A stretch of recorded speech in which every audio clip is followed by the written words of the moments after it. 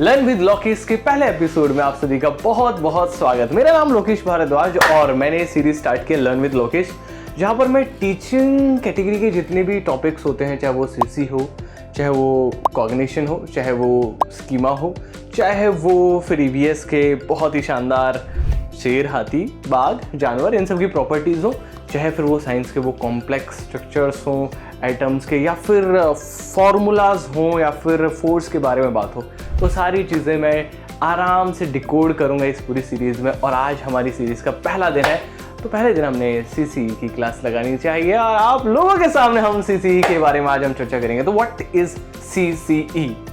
तो भैया बात कुछ ऐसी है कि स्टूडेंट्स स्कूल जाते थे, स्कूल जाने में उनको बिल्कुल भी मन नहीं करता था। क्यों? क्योंकि उनको डर रहता था। किस बात का डर रहता था?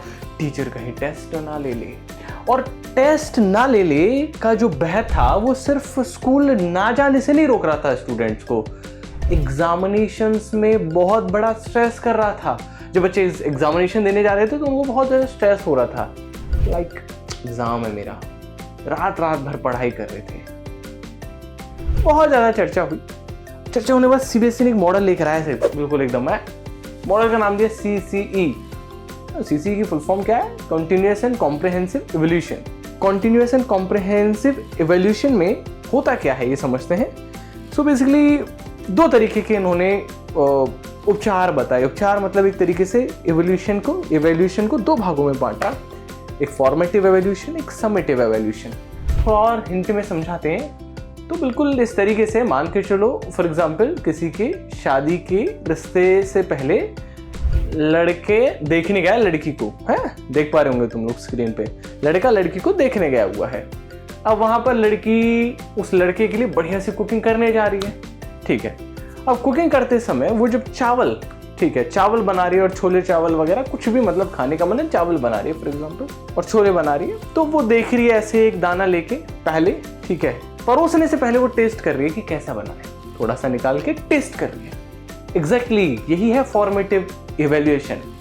जब आप कक्षा के क्लासरूम में जब बच्चों को पढ़ा रहे होते हो और उनको मेन एग्जामिनेशन में भेजने से पहले उनको टेस्ट ले लेके रिटन टेस्ट नहीं, फॉर्मेटिव का मतलब इंग्लिश हिंदी में है रचनात्मक, मतलब कुछ क्रिएटिविटी में टेस्ट लो कि बेटा जो टॉपिक मैं पढ़ा रहा हूँ उसकी पोएम सुनाओ। बच्चे पोएम सुना रहे हैं तुम्हें, है ना।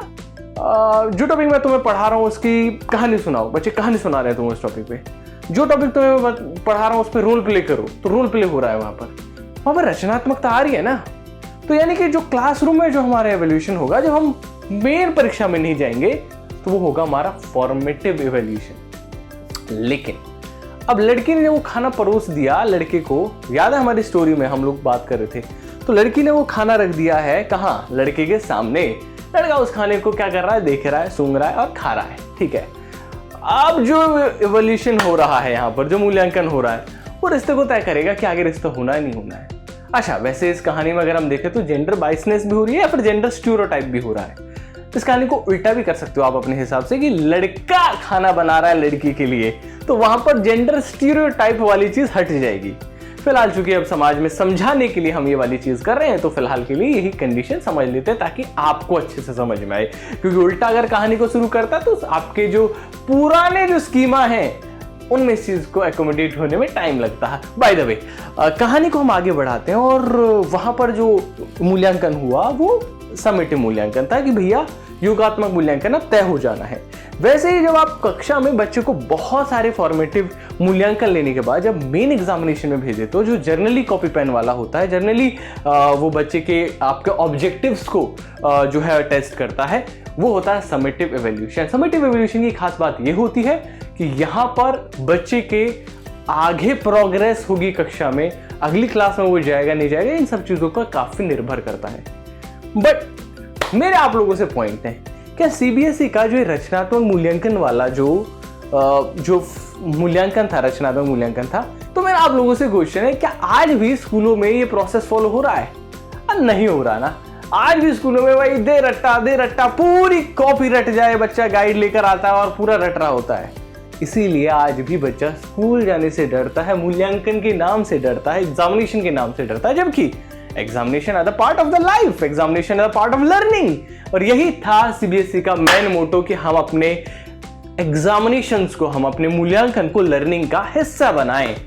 अब 2 क्वेश्चन आप लोगों के लिए छोड़ के जाता हूं लर्न विद लोकेश की पहले सीरीज की पहली वीडियो में कि कौन था जिनकी कमेटी के आधार पर सीबीएसई ने डिसाइड किया कि हमें सीसीई लागू करना चाहिए। सीसीई सीबीएसई ने किस साल में लागू की और सीबीएसई का हेडक्वार्टर कहां पर है? कमेंट सेक्शन में बाहर जाना चाहिए आप लोगों का answer. Thank you so much. Learn with Lokesh की पहली वीडियो में फिर मिलते हैं आप लोगों से, तब तक के लिए धन्यवाद। Bye bye, take care. Thank you so much guys.